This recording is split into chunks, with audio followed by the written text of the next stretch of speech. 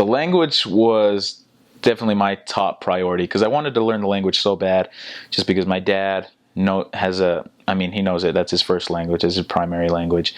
And, always growing up and hearing him speak it with his brothers and sisters that are here, I was like, man, that is so cool. Such a cool language, because it sounds nothing like, it doesn't even sound like a language. And so I remember in the MTC, I knew basic words here and there, different phrases as well. And so that definitely did help me in learning the language.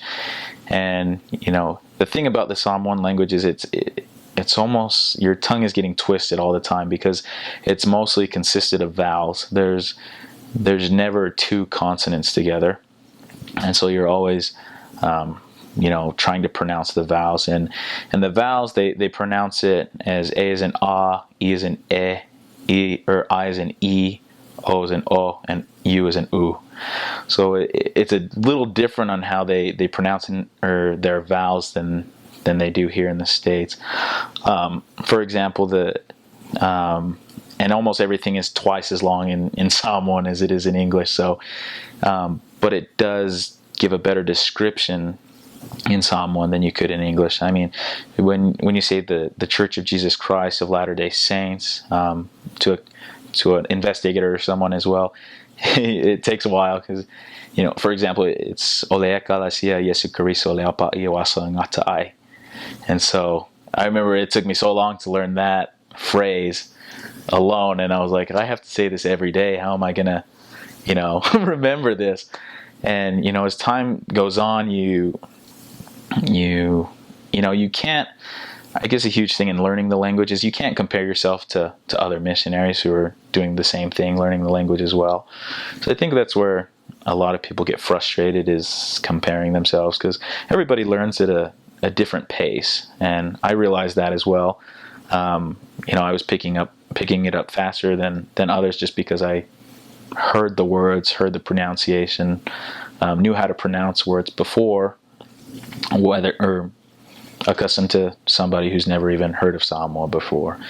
And the language, it was tough for me, because being half Samoan, people out there expected me to already know the language. And so the older ladies out there would always give me the hardest time, telling me that I'm Samoan and I don't know the Samoan language. And sometimes I'd get really frustrated, like, I'm trying my hardest to learn this language, and all you guys are doing is putting me down.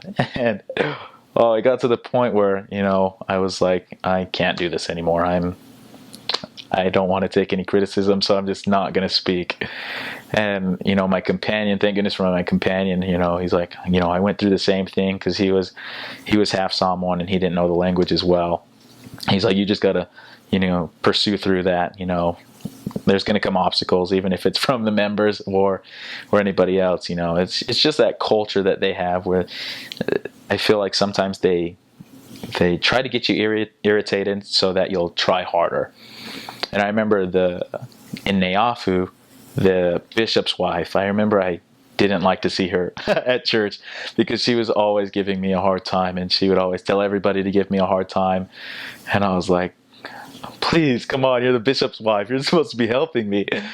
But in the end, like, long story short, taking that as motivation, she helped me step outside my comfort zone. And because the best way to learn the language is by speaking the language.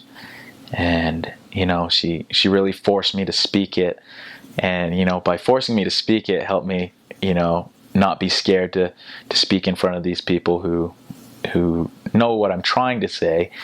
And I'm grateful for her, even though at the time I wasn't, that in the long run I was able to step out of my comfort zone and not be scared to speak in that language. So I guess just speaking it all the time, because it's not your first language, and people out there know it's not your first language as well. So they know you're going to make mistakes, and you're going to make mistakes, but the only way to correct those mistakes is to what better person to help you fix those mistakes than somebody who knows it, and that primary language is theirs.